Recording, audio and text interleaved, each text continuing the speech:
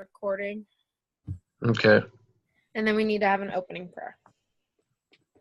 I'll do it. Awesome. Dear and gracious Heavenly Father, we're grateful for this day. We're grateful for this opportunity that we have to meet as a group and ask thy blessing to be with us, that we may be able to understand the things we're learning, be able to discuss them as a group, and get everything handled. And we're grateful for this opportunity to go to school, Father, and we say these things in the name of Jesus Christ. Amen. Amen. Awesome. Thanks. Okay. So we have a list of questions to go over. Mm-hmm. So what did you guys get for pre-money and post-money on number 1? Because I'm assuming we had to access go off the initial case study, or at least have it alongside this. Am I right? Sorry, what? So this is asking a whole different set of questions for the group meeting. Oh, I see where you're talking about. You're talking about the group assignment. Yeah. The questions I was looking at, I didn't even look at those yet because we had a group discussion with a bunch of questions in it. Yeah, I was looking at the group assignment.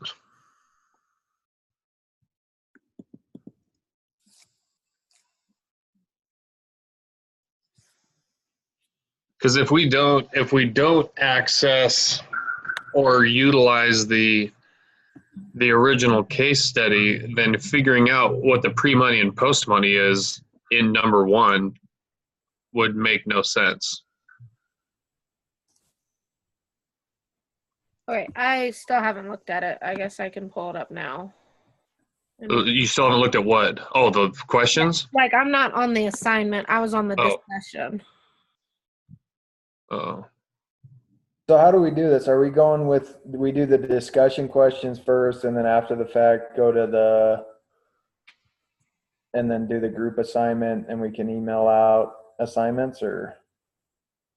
Yeah, well, the actual assignment that we have to do doesn't, I mean, obviously it plays off of the case studies, but I don't know that it even really goes along with the discussion.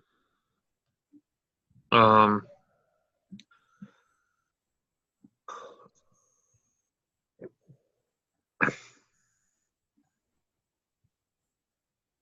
right, well, we just need to decide what we want to do because we only have the 35 minutes or 30 minutes left now.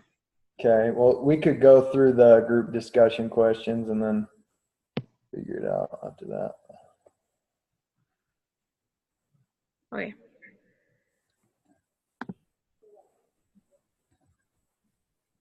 All right, so the first one's vote as a group. Should Doug accept the turn offer, right? Is that what I'm looking at? Yeah. I voted no on that. I said no as well. I also said no. You said what? I said no. Yeah. Marshall, Zach? Oh, I said no. Yeah, I said no. Look at that. We all said no.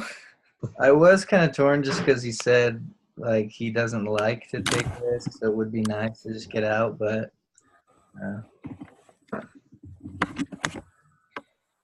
Okay, so start your discussion with those that said Doug should accept the offer. No one votes for that option. Come up with reasons why he should take the offer, even if nobody thinks it's a good idea. Zach, you just said a good one. He doesn't like risks. To me, that's the only one. Well, the fact that it would set his family up pretty nicely. He would multiply his net worth overnight. Yeah. Yeah, but $2 million, like in the long term, depending on how old this guy is, it's actually not a lot of money. Depending on how I'm you not saying use he'd it. retire though. He probably wouldn't retire just then, but to be able to have that, I feel like it's at least worth arguing over. But okay, So now we discuss why we all said no. I think there's too much of an opportunity. I mean, based on like the competitive companies that have been sold in the hundreds of millions, it'd be kind of hard not to take some product that nobody has been able to make all the way through to fruition. You at least kind of want to see if your product was viable. So they should stick it out at least a little while longer. Maybe get valued at more than 2 million. Yeah. A lot more, yeah. Yeah, I totally agree with that. I just kind of said, consider the long-term implications of selling the company too early.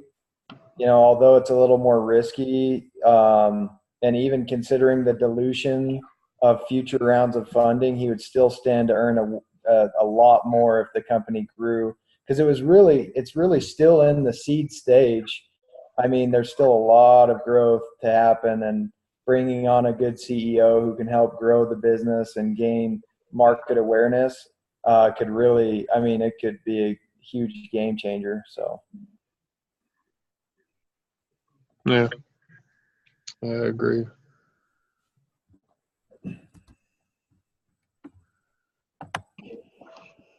All right. Then it says the next question is, how much money will Doug receive? I'm assuming that this is if he accepted the turn offer.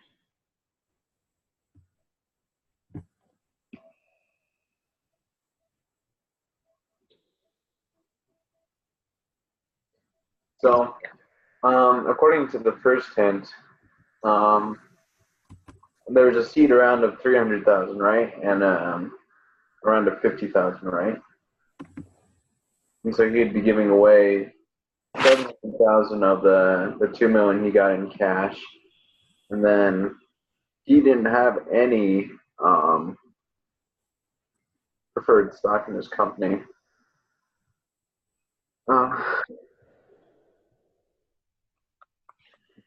So, yeah, I feel like pretty much he's giving away half of the buyout if he takes the turn offer, based on the hints that are given here. Yeah, that makes sense. And so it just makes it less desirable than, running the company for a little bit longer and selling it then, if possible. Yeah, I agree. So would he give each investor 25% or split 25% between the three investors? 25 gets split. Okay. Yeah. I was just curious. But each of them would increase their initial investment up to 156,000. That's separate. Yeah, but see, that's just the thing. After the 2 million and 2 million, 2 million cash and 2 million stocks, after that's divvied up, you're not at 2 million, or even close to it. So that's another deterrent from taking the offer now. Yeah. Okay, and then so now we should talk about how much Shields deserves. And then why Washing wants Doug to reject the turn offer. So I think that an equitable split between them, is somewhere around 50-50. And I think he should become a founder as well, just because I think, the technology's good, but if you don't have a good CEO to help guide the company, it's going to be tough to get that, no matter how good the technology is, to get it off the ground. If no one really understands it. They went to several investing firms or venture capital firms, and no one really understood the technology. And so that's half the battle, is getting people to realize the market need. And if this CEO can do that, I think, a fair split down the middle, or, is equitable. But I also think that maybe he should invest some cash in up front, to kind of help with that. So that's what I put. I thought that he should maybe invest some cash in up front, so that Doug could get a little bit up front for giving up half the common shares. But at the same time, I think a fair split is down the middle. Yeah, I thought, especially since Shields understood the technology, he wasn't just coming in as a role of a CEO. He actually had he had the know-how as well. So he's bringing a lot to the table. And I agree with you, Kenny, that this guy doesn't show up and Doug's product doesn't even get on the shelf. I mean, there's no way. He's made it very clear that he's not adept at business. So he would be developing it for nothing, So if he wants to see it turn into something big, here's a guy that's got VC experience. He's got, technological experience. It just makes sense. 50% of a lot's better than 0% of nothing, or 100% of nothing, Diego. Yeah. So, yeah, I was fine with him getting 50-50. Yeah. I didn't think he could get 50-50. I think he should have gotten 49%. Shields should have gotten 49%, and Cosman should have gotten 51%, just because of the voting rights. I think if 50-50 is a great way for the company to split if they get into an argument. And if Cosman has 1% more, then he still has majority ownership of the company, and therefore he'll have the final say and not Shields. That's a good point. Can't have two Indian chiefs. You can only have one. Yeah, I kind of went along with Marshall. I was like in the 40 to 45% range, just because after looking over like the offer to him, they were still letting him stay in California. They weren't making him move or anything. He was gonna have a pretty good like set salary and everything. So I just figured it's better if what's his name? Doug? Cosman kept like the majority of his company, because even though like oh my heck, I can't think of any of the names.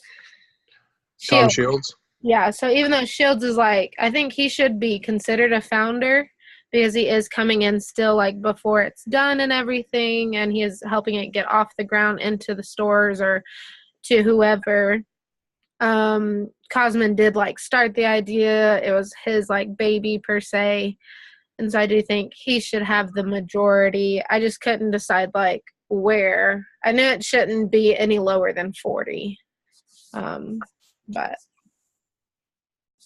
I had thought 50-50 too, but that makes sense. But what kind of pushed me towards that down the middle is that some of the financing at the beginning came because of Shields, and they even said that they would only finance if he was the CEO. So they were really investing not in the idea, but also in the leader that they had. Kenny kind of mentioned that too. So that was a big part of it for me. So I did think 50-50, but that also makes sense to split that up. But the thing with that too is these are only the ownership shares that we're talking about, right? Yeah, the common. So other people are going to have shares in it too. So, well, it would be the split up of their portion of the shares. Yeah. How they're going to split that up. Yeah, so the preferred ownership, they don't have voting rights, but the common share. The only issue I could foresee with giving Doug the 51% versus the 49%, where he's not a business-minded guy, is that could create some issues if he disagrees with a decision of the new CEO, a business decision, and uses his voting class rights to veto any decision that the new CEO makes. It could really stunt the growth of the company. And so that's one reason why I voted for the 50-50, just because the 51-49, it could create some tension, But at the same time, if you give Doug all of the voting power to veto any of the decisions with the voting rights, it could create, it could sink the ship. Yeah, and Doug would have to understand too that giving someone that he'd have to respect the title that he's given him as CEO, more so than the shares that he owns in the company. Because if he's giving him the power to run everything, he needs to be okay with him running it, and not micromanage everything he's doing. So it might not be as much about shares, but about having set positions and set assignments that you are in charge of. So Makes sense. Okay, and then the next is, why does Washing want Doug to reject the turn offer, and how much does Washing give up if Doug gives Shield 50% of the equity? Well, real quick, what's our time on here? Does it say on your computer? No, I won't get it, but if we started at 8, we probably have about 20 minutes left. Okay. Oh yeah, duh. Okay. I think. Oh, go ahead. Sorry. I was just gonna. I think Washing wants customer to turn down the turn deal, mainly because one, it honestly isn't that great of an investment on his return. If you invest with a good stockbroker, you can get 11% return on what you invested, versus going through this route where he's going to get like a 5 or 6% return. And so he could invest it in the stock market and got a much higher return than he could with going this route. And also, I think the idea has so much more potential. Why would I go for a 5% return if I can get an 80% return on my investment? And so I feel like at this point now, again, selling the YieldX to turn isn't even an option. Yeah, I agree. Yeah, essentially, I'm just looking back at the case study, and it says that they would double. So in the case of a cash sale, the angel investors would receive 2 times their capital and interest before any other money was distributed, but they had no right to block the sale.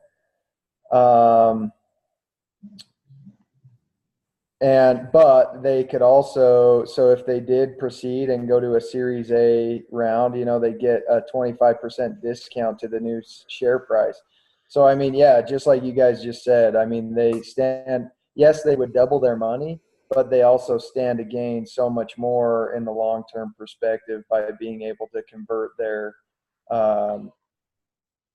to the common shares. So, Yeah.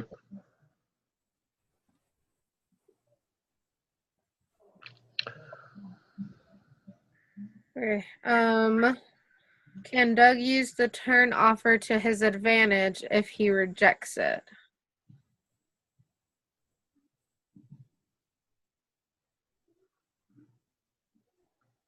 I don't know how he would necessarily use that to his advantage. yeah.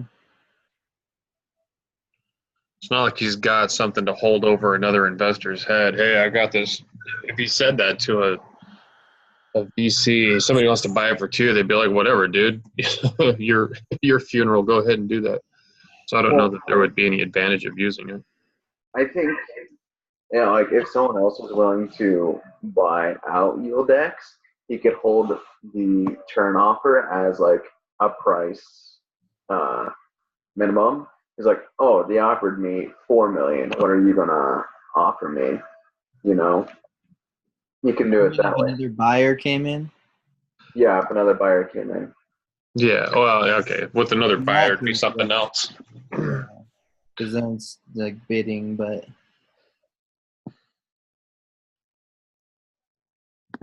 But also, I mean, since I don't know how much his invested in it, the company already. But since the turn offer did value the company technically at 4 million, you can be like, oh, this company is worth 4 million, its value. So he could probably use that to hook up more investors.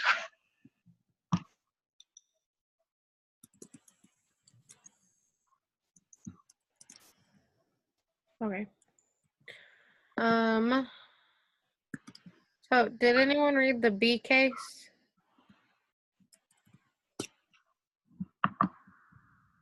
No, I didn't. Because I didn't either. I was looking at the other, like when I was looking at the assignments, I went straight to that group thing and was working on that. And so I didn't even look at this. Oh, the B case is only a page long. Yeah, I was trying to scan over it right now. Oh, I didn't even look at that either. So. And apparently there's a C case. Yeah. Great. We're prepared. But I don't think any of this has to do with what we actually have to turn in. But the only thing is that we turn in this video, and so I think we're graded on if we talk about this stuff or not. Well, hopefully we're graded for our honesty. I don't know about that.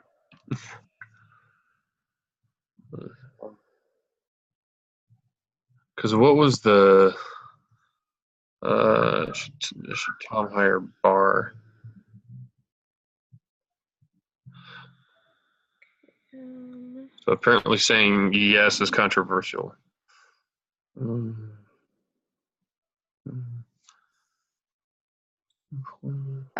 So they're trying to hire a vice president of engineering, and they're considering Barr right now as that.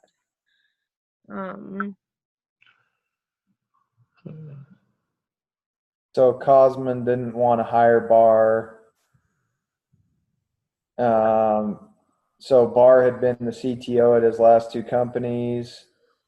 And so Shields wanted to hire him, but Cosman didn't want it to happen. Yeah, because he didn't think he understood the software platform well enough. And then Barr was also questioning skills and output of the other employees that Cosman hired. So, yeah, getting a lot of people involved in the business. So, what would be this guy's job if they hired him to do what? He's the Vice president of engineering. Yeah, so he just kind of would oversee all the other engineers and make sure like everything that they're doing is what needs to be done. Wasn't that what Cosman's job was? I mean, he's chief technical officer. Wasn't he supposed to kind of be, or so he's basically hiring somebody to do that job for him or something? No, they talked about the differences between the jobs. I think chief technical officer overheads the like R&D of it, while the engineer just oversees like the day-to-day workings of the engineers. So keeping them on task and things like that. Yeah. So I think he doesn't really need to Barr doesn't need to have the full idea of how it works. He just needs to be able to keep them on schedule, while Cosman is the one that needs to have the idea how it works. And so I think Cosman is wrong in this situation. And like you guys said, right, Shields handle the more business decisions, just because he's a little bit biased. And it's not like Barr doesn't have experience being the CTO and learning new technologies as they go. Yeah. Yeah, after like reading over it, I definitely think that Barr should be hired. It would just be really hard. Like I feel like Barr and Cosman would butt heads a lot, and it'd be really hard to get that like rolling. But after a little bit, I feel like it'd be the best thing for the company. Yeah, he should at least consider it. Okay. So, how the decision could affect the company culture, leadership team, and investor relationships. It can go one of two ways. They either figure each other out and get along and make it work out, or else they butt heads and it makes things fall apart. Yeah. Well, I was just thinking they've already set the culture of ignoring the CEO's decisions or like questioning it. Sorry, um, beyond what would normally happen. I mean, yes,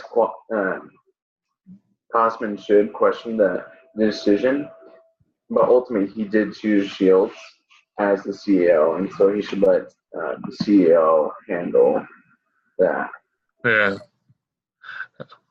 I think the hard thing though with the company culture is Cosman hired all the engineers and they all probably respect him. And so for a new guy to come in that Cosman doesn't respect or doesn't like, it's going to be hard for the engineers to follow suit, and in terms of that company culture, it could create kind of a hostile environment there. But in terms of investor relationships, bringing on a guy who's got tons of experience who can help kind of mold, I think in terms of investor relationships, it could help strengthen the relationships there. But interiorly, I think it could kind of hurt the team functionality that they've got. Well, to go along with that, you guys should pull up KC, the PowerPoint, because it's just one short slide and it's an email. Pretty funny. Yeah, I just read them. It fell apart. Like, get rid of him. Oh, man. They staged a coup. Yeah. Even trying to get Doug out. So to go along with that, do we think Tom needs to fire him? Do we think Cosman is needed in the company anymore? Kind of all of that. Yeah, that's the sticky part when you so that goes back to the 50-50 thing. Yeah. Well, so I did talk about in B, they ended up doing 60-40 for the shares, but then Cosman sold 20% of his back to the company to take out cash. So Ooh, bad move. I No, think it's they're 40-40. both at 40-40 then now at this point. If that's how that works. Yeah, one of these questions is funny. What value does Doug bring to the company now that they have his algorithm? So it's like, we've got all your stuff. We don't need you anymore. See you, buddy. I think this is the problem that happens a lot in, real life startups, when venture capital comes on, because they've got the business side, and a lot of times the founders of the company with the technology and the programs that they develop, that's the hard part, is they have developed the programs and the technology but don't know how to dissipate it to the larger audience. So I think this is kind of a good real life scenario. So anyway, This is exactly what happened to Steve Jobs. I mean, he got fired from Apple and started Pixar, and then he bought out Apple. So I mean, this could be the best thing that happens to Cosman. that's true. It's like Facebook too. Yeah. But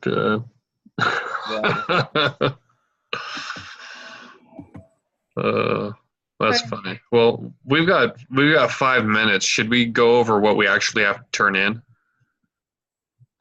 Yeah. Sure. So we're supposed to do a write-up for these, 4 questions? There's so this gets back to what I was asking you guys in the beginning, because now this is the majority of it's around home plate, and then there's just one question that talks about the yield X case. Is there like some way we want to split this up to do writing? What do we want to do? Oh, let's see. How many of us are there? 5? Yeah.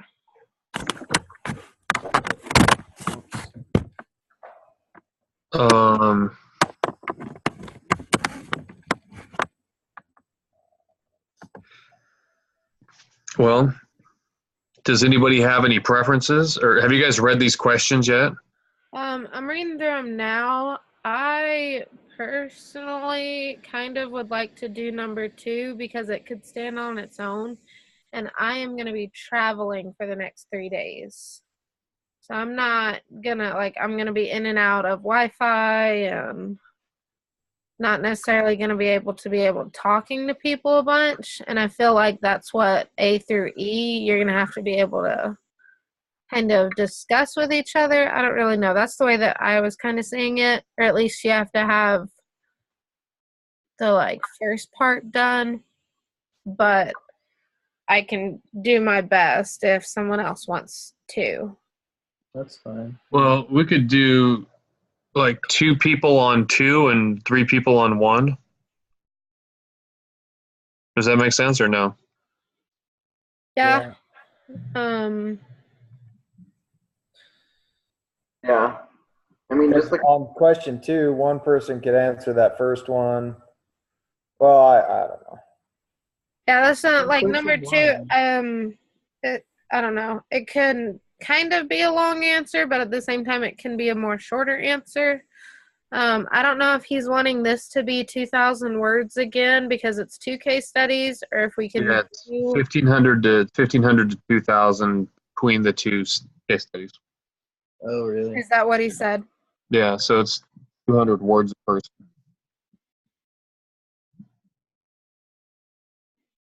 Plus, we're supposed to have some kind of an exhibit, either a graph or in this particular case, in number 1, it should have a capitalization table.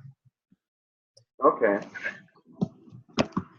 So what if someone creates the capitalization table, and then 2 people can answer the questions for number 1, and 2 people can answer the questions for number 2. If nobody cares, I'll work with you, Catherine, on number 2. Yeah. Was anyone extra good at cap tables? Well, I really enjoyed liking them, and so that's why I was looking at it to see if I understood it well enough, because then I could do that tonight and just be done.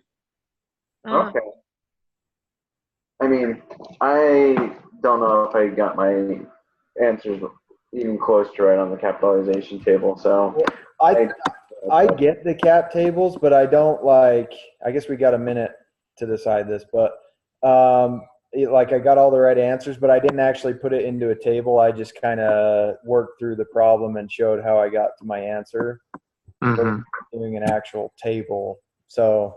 Well, if y'all want to stick around, as soon as this ends, I can start a new meeting just so we can finish up discussing who does what. Okay.